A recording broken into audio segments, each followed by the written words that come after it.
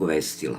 U 18 časova su došli svih sem njih dve. Par minuta pre 21, ta drugarica mi je javila da kreće do Kike i ja joj odgovaram da javi šta se dešava, da znam da li da Jagoda i ja krećemo ka Kiki ili će njih dve doći do nas.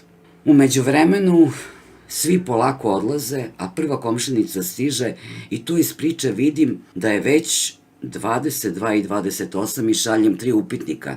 I stiže mi odgovor od nje da se ona upravo uparkirava i kreće ka Kikinoj zgradi. 10 minuta kasnije me zove i kaže da Kiki ide pena na usta. Usplahirana kažem joj da zove hitnu, a Jagode i ja istog trena zovemo taksi koji kao da je samo na nas čekao. Stigle smo za 10 minuta i prilikom penjanja na prvom spratu sam videla Kikinog mačka kojeg sam ponela gore. Stan je bio otvoren, a ja nisam mogla da dišem od trčanja u stepenice. Tog momenta je sa galerije na kojoj je Kika spavala silazila doktorka i rekla da nema lepa vesti za mene. Onako u šoku.